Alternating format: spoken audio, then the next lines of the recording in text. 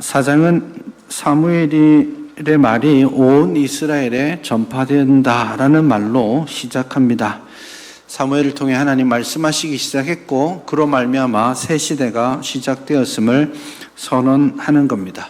그러나 그 말씀 이후에 전개되는 본문의 내용들은 아직 이스라엘 백성들, 엘리와 그 아들들, 이스라엘의 장로들, 백성들은 하나님이 나타나고 계시는 그 현실에 준비되어 있지 않다라는 사실을 보게 됩니다. 이 사건들을 통해서 엘리와 아들들과 장로들이 하나님의 큰 심판 가운데 있게 됩니다. 그렇게 함으로써 사실은 2장에서부터 말씀해왔던 하나님의 예언이 성취되고 진짜 새 시대가 열리도록 한다라는 것을 오늘 본문에서 느끼게 하는데요. 그럼에도 불구하고 오늘 본문에서 하나님께서 당신의 언약 백성들을 심판하시기 위해서 사용하고 있는 도구는 대단히 불편하기도 하고 충격적이기도 합니다. 우선 블레셋을 들어서 하나님의 백성을 심판하십니다. 그리고 놀랍게도 그 결과는 오늘 본문 마지막에서 말씀하는 것처럼 하나님의 언약궤를 빼앗기는 것으로 나타납니다. 사실 하나님의 언약궤는 하나님의 임재를 상징하고 있습니다. 가장 거룩하고 거룩한 물건으로 인정되고 그렇게 보관되던 것들입니다. 그런데 이 언약궤를 탈취당하였다고요. 그게 대단히 심각한 일입니다. 우리는 뭐 그렇다 치더라도 고대인의 관점에서 한번 생각해 보자면 법궤는 하나님 그분과 거의 동일시되어 왔었습니다. 그러니 이스라엘 역사 가운데서 법궤가 이스라엘 진중에 계시고 그 법궤가 앞서 가시면 이스라엘이 다 그 법궤를 따라서 광야 생활을 했었습니다. 요단강을 건널 때에도 이 법궤가 먼저 건너고 그 물가에 섰을 때 물이 갈라지고 그 길을 갔었습니다. 여리고성을 무너뜨릴 때도 이 법궤가 앞서서 걷고 그 뒤를 따르던 백성들이 큰 고함을 질렀을 때 여리고성이 무너졌지 않습니까? 그러니 이스라엘의 삶과 이스라엘의 신앙과 이스라엘에 나타났던 모든 승리의 핵심에 뭐가 있었냐? 법궤입니다. 그런데 그 법궤가 빼앗겼다라는 것은 고대인의 관점에서 보자면 하나님이 더 이상 능력을 발휘할 수 없게 됐다는 뜻이기도 합니다. 왜냐하면 고대인들은 신과 신의 싸움이 백성들의 싸움으로 대리하는 걸로 생각해 왔던 시대였습니다. 그러니 블레셋과 이스라엘이 싸워서 이스라엘이 지면 이스라엘의 신이 블레셋 신보다 약한 거예요. 그렇게 사람들이 생각해 왔던 시절입니다. 그래서 나중에 이 법궤를 빼앗은 블레셋 사람들이 법궤를 어디다 갖다 두죠? 다곤 신전에 갖다 두죠. 그건 블레셋 사람들이 이렇게 신앙 고백하는 거예요. 다곤 신이시여, 당신이 저 이스라엘의 야훼라는 신을 물리치셨습니다. 그렇게 고백하면서 신전에 갖다 두는 것이죠. 그런 고대 근동이 소유하고 있던 사고, 체계로 이 본문을 볼 때 과연 하나님께서 정말 이렇게까지 자신을 내어주면서까지 하나님의 뜻과 심판을 이루셔야 했던가 하는 나름대로 마음에 굉장히 불편함과 혹은 놀라움이 거기에 있는 겁니다. 하나님은 당신이 패하는 지경에 이르를지라도 당신을 멸시하고 당신을 떠난 하나님의 백성에 대해서 당신의 뜻을 온전히 세우기를 원하셨다라는 겁니다. 물론 이 4장부터 5장, 6장까지가 법궤 이야기예요. 법궤를 빼앗겨서 블레셋 땅으로 가는 장면이고 6장에서는 법궤가 벳세메스로 돌아오는 그런 장면이죠. 그래서 하나의 이야기입니다. 근데 4장 11절까지 보면 하나님이 패하셨다, 하나님이 져서 빼앗겼다라고 충격적인 관점에서 보겠지만 5장, 6장을 보면 하나님이 끌려가신 게 아니라 하나님이 직접 적진 한가운데로 들어가셨음을 우리는 차차 확인하게 될 것입니다. 그럼에도 불구하고 오늘 이 법궤를 빼앗기는 장면은 온 이스라엘에게 대단히 충격적인 장면이라고 할 수 있습니다. 또 한편으로 오늘 본문에서부터 블레셋이라는 나라가, 민족이 여기에 성경에 등장하기 시작합니다.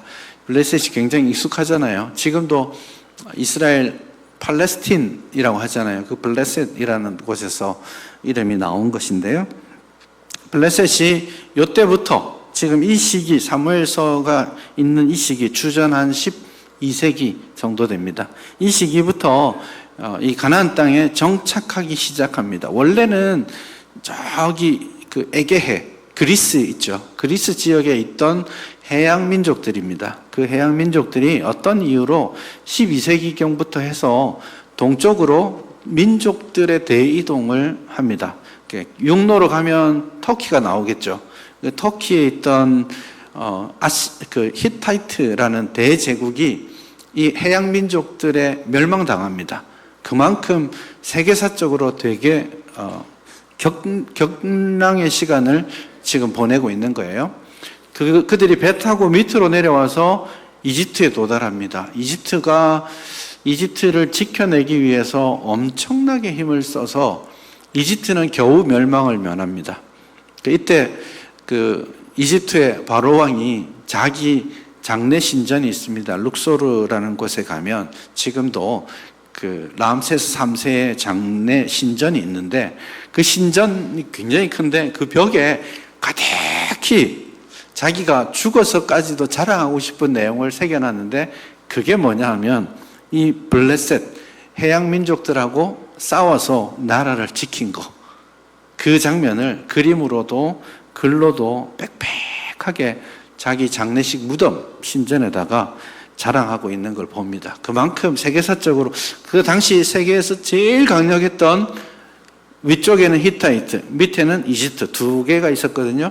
그 둘 중에 하나는 멸망시키고 하나는 멸망 직전까지 끌고 갈 만큼 거대한 역사의 움직임이 있었는데 그들 중에 일부가 지금 가나안 땅에 있는 평야지대에 자리를 잡습니다. 그들이 블레셋이에요. 지금 가자 지구 하는 곳 있죠. 그 가자가 그 당시 주전 12세기에 블레셋이 가장 주도적으로 정착했던 도시, 성읍 중에 하나입니다. 평지에 배를 타고 들어와서 이제 5개 성읍 중심으로 블레셋 나라를 세워갑니다. 근데 이스라엘은 어때요? 광야를 지나서 요단강을 지나서 그 가나안 땅 산지에 자리를 잡거든요. 예루살렘, 기브온 다 산지입니다.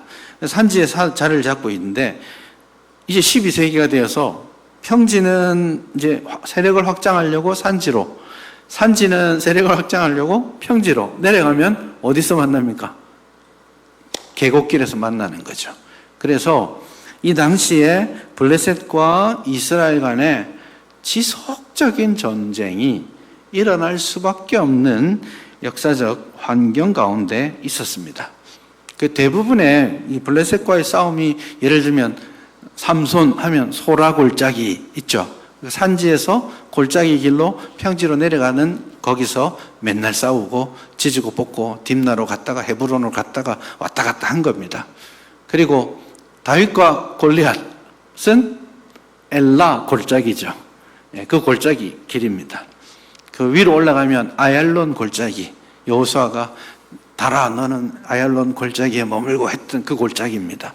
밑으로 내려가면 라기스 골짜기, 이런 그 내려가는 평지와 산지가 만나는 그 골짜기마다 숱한 전쟁, 가까우면서도 가시와 같은 이웃, 그게 블레셋이었습니다.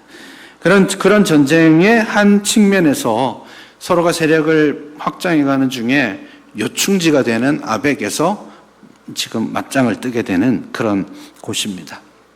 아벡이 군사 요충지이기도 하고 그리고 물류가 이동하는 요충지이기도 해요. 그래서 이집트에서 올라오면 아벡 만나고 무기트 지나면 다메섹으로 갑니다.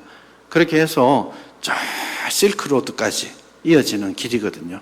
거기를 장악하는 것은 대단히 중요한 일이기 때문에 오늘 아벡에 진치고 그곳을 자리 잡으려고 지금 블레셋이 하는 겁니다.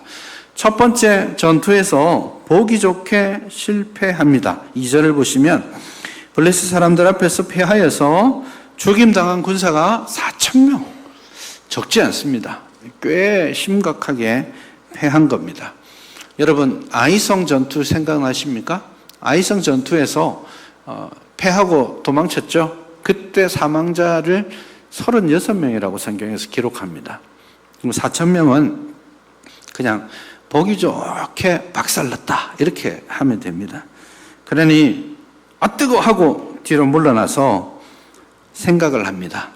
3절에 보시면 백성이 진영으로 돌아와서 이스라엘 장로들이 생각하기를 여호와께서 어찌하여 우리에게 오늘 블레셋 사람들 앞에 패하게 하셨는고. 이 아주 묘한 뉘앙스입니다. 우리가 전쟁하러 갔는데 우리가 실패한 이유는 하나님 때문이야 이렇게 말하는 겁니다. 그래서 굉장히 주어를 하나님 여호와라고 하고 사역형으로 하나님께서 직접적으로 하게 하신, 실패하게 하신 책임이 하나님께 있다라고 그렇게 말하는 겁니다. 어쩌면 맞는 말이기도 해요. 하나님이 함께 하시지 않았기 때문에 실패한 거 맞죠? 패배한 거 맞습니다. 그러면 왜 하나님 함께 하시지 않았어요? 라고 할 게 아니고 어찌하여 이 일이 우리에게 일어나게 되었습니까? 하나님이 함께 하시지 않았다면 우리가 하나님이 오시기에 부족한 점이 있었습니까? 우리의 죄악이 무엇입니까?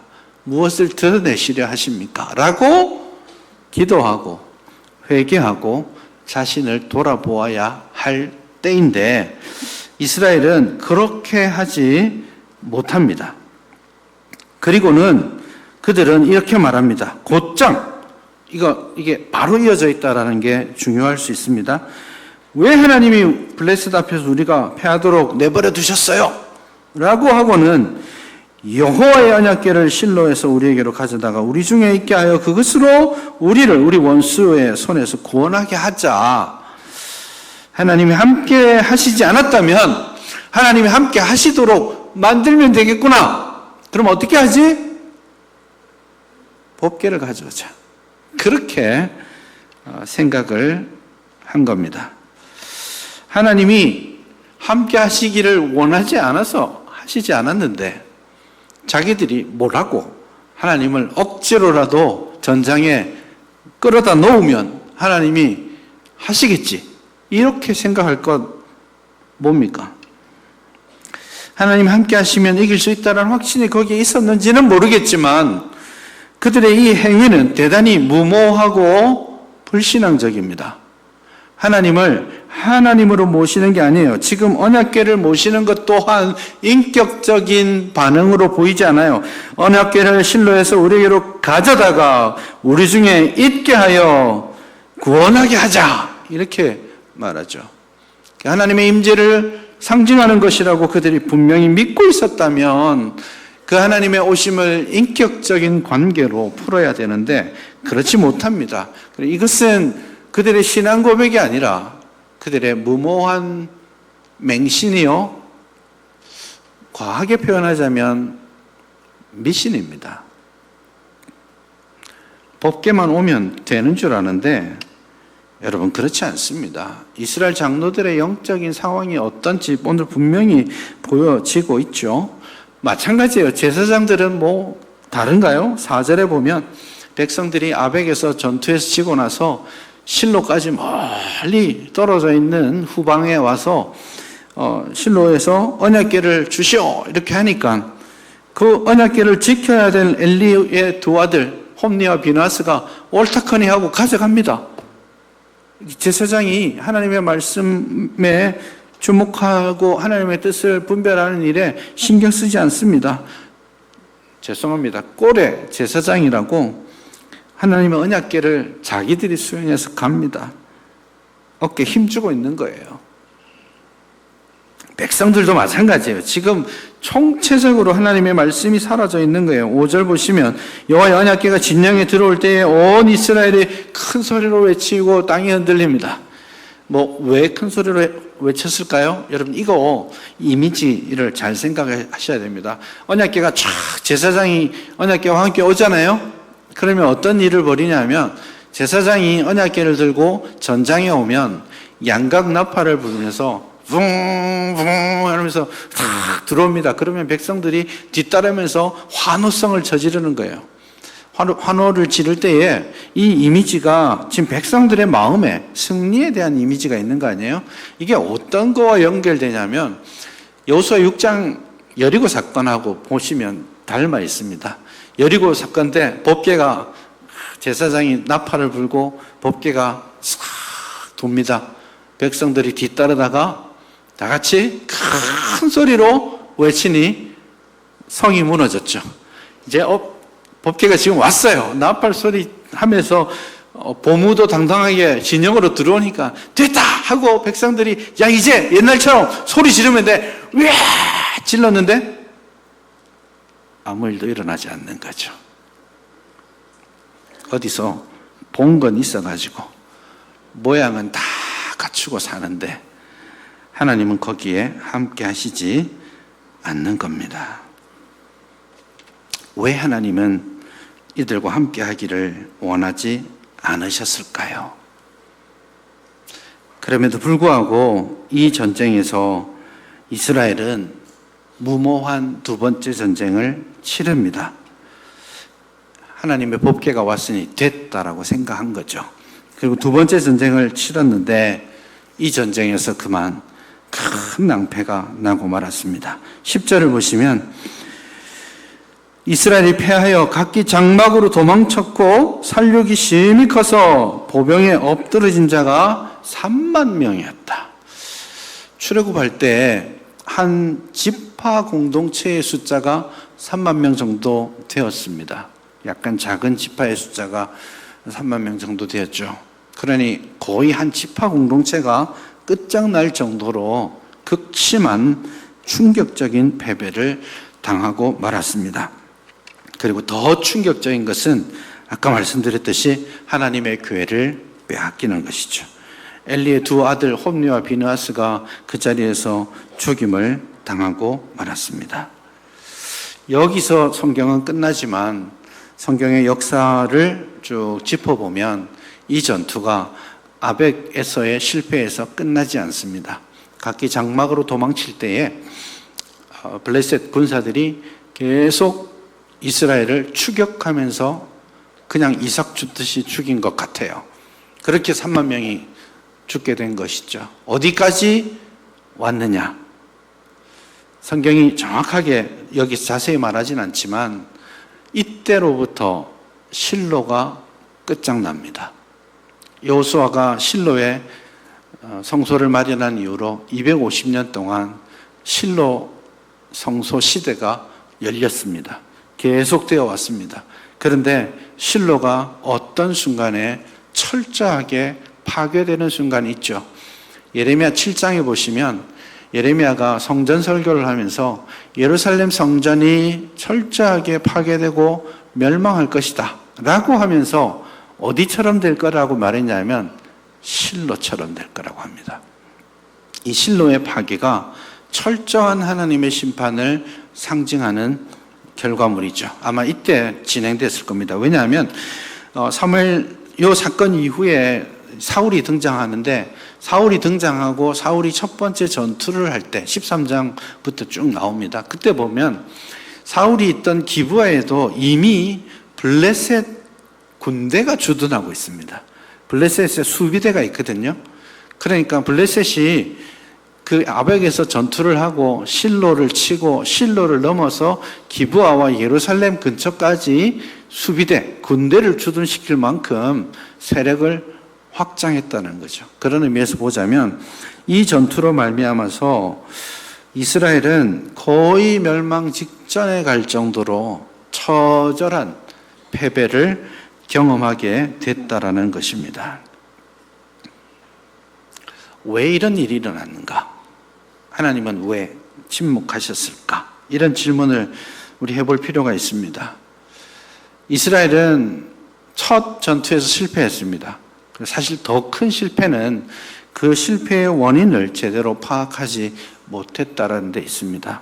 여러분, 법궤가 오면 뭐예요? 법궤 안에 뭐가 들어있죠? 십계명 두 돌판 딸랑 들어있습니다. 십계명 두 돌판 들어있는데 그건 뭐예요? 하나님의 임재는 말씀을 통해 나타나는 거예요. 하나님의 다스림은 말씀을 통해 나타나는 거예요. 그런데 말씀 있다고 하면서 법궤를 가져가면서 이스라엘 백성에게 하나님의 말씀이 없어요. 안타까운 일 아닙니까? 4장 1절이 그래서 들어가 있는 거예요. 여호와의 말씀이 사무엘을 통해 전국에 퍼져가고 있습니다.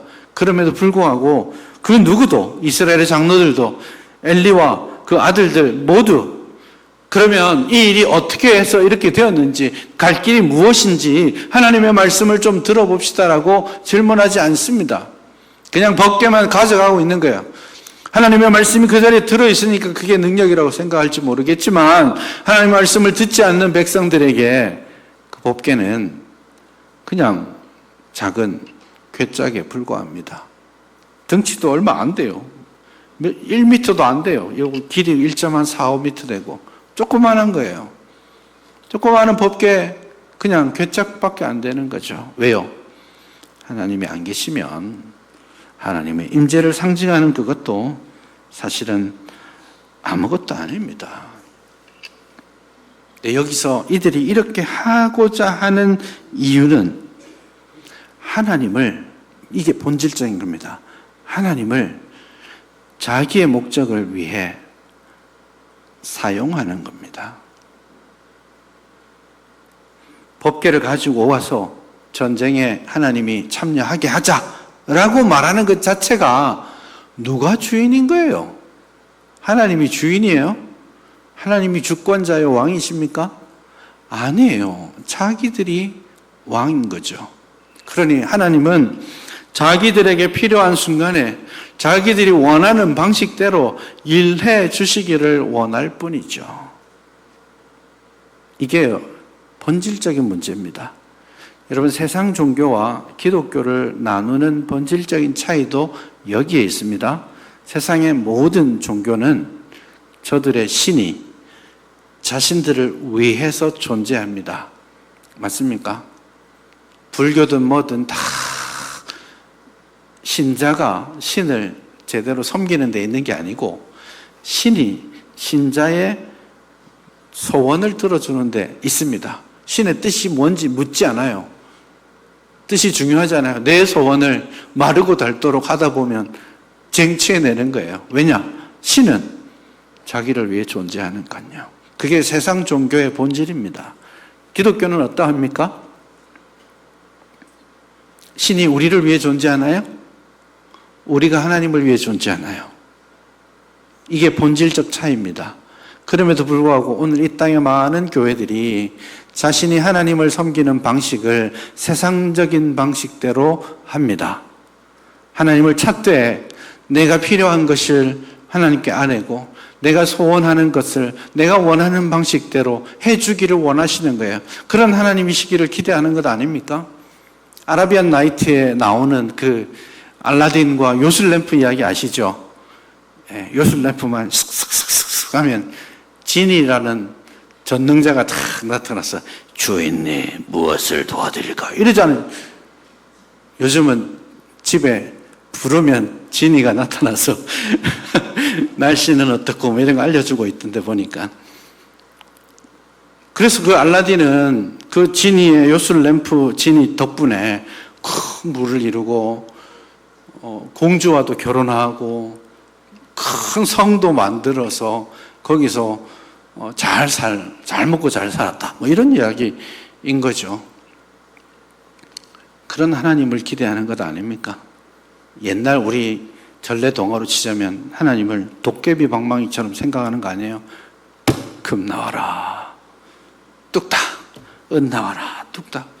집도 만들어 달라고. 뚝딱. 사업도 잘 되게 해달라고. 뚝딱.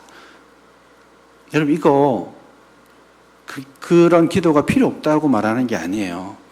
본질적으로 하나님 아버지를 나의 주인으로 모시느냐, 내 필요를 채워주는 도구, 종으로 삼느냐, 이 차이입니다. 이 본질적인 차이를 여러분, 우리 극복해야 합니다. 교회가 영성을 잃어가고, 교회가 하나님 말씀에서 떨어져 가고, 그래서 결국 교회가 세상 종교와 다르지 않는 자리에 가고 있습니다. 번듯하게 교회 지어놓고 십자가 세워놓으면 교회입니까? 거기에 예수 그리스도의 십자가 정신이 없는데 그 건물 있으면 뭐 하겠습니까? 깡통이죠. 빈 껍데기입니다. 내가 예수 믿는 그리스도인이라고 하면서 내 삶에 그리스도를 인정하는 게 없다면 내가 무슨 그리스도인이에요? 깡통이지. 내가 하나님의 말씀을 듣고 순종하는 하나님의 백성이라고 말하고 교회 올 때 성경책 들고 다니는데 정작 성경책 읽지도 않고 묵상하지도 않고 말씀대로 순종하지도 않고 살아간다면, 성경책만 들고 성경 말씀은 사라진 하나님의 백성이라면 거기에 무슨 하나님의 은혜와 능력이 있겠습니까? 빈 껍데기 신앙들이에요. 오늘 이 땅의 교회들이, 오늘 이 땅의 성도들이 진짜 하나님을 주인으로 모셔야 합니다. 여러분에게 질문합니다. 여러분에게 하나님은 누구십니까? 여러분의 삶의 주인이 하나님이십니까? 아니면 지금도 그냥 반지 램프 이렇게 흔들면 하나님 나와서 무엇을 도와줄까? 이렇게 해주시기를 원하는 거예요. 우리가 하나님을 위해서 존재한다는 것을 기억하십시오. 우리가 만든 신이 아니에요. 하나님이 우리를 만드셨고, 하나님이 우리를 억만죄악에서 구원하셨고, 하나님이 우리를 당신의 자녀 삼아주셨고, 하나님께서 우리를 당신의 일을 위해 사명자로 불러주셨습니다. 그러니 하나님, 나를 위해 이것저것을 요구할 것이 아니라, 하나님, 주님을 위해 내가 무엇을 드릴까요? 주님을 위해 내가 어떤 헌신을 해야 할까요? 이 질문해야 되지 않겠습니까? 지금 이스라엘 백성들은 하나님을 섬김의 대상으로 주권자로 모시는 것이 아니라 자기의 필요를 채워서 자기를 유익하게 하는 존재로 이용하는 거예요. 여러분, 결코 이 죄악에서 벗어날 수 있기를 바랍니다. 내가 원할 때, 내가 원하는 방식이 아니라 하나님이 원하실 때 하나님의 방법대로 내가 사용되는 겁니다. 그게 진짜 인생의 본분이고 참 행복의 길이기도 합니다. 다 이해하지 못해도 괜찮아요. 때로는 그 사명 감당하는 것이 부담되고 벅찰 수도 있습니다. 그러나 그 일을 위해 우리가 부름받았다는 사실을 기억하고 진짜 하나님의 종으로, 정말 하나님만을 기쁘시게 하는 하나님의 자녀로 살아가시는 저와 여러분 될 수 있기를 바랍니다.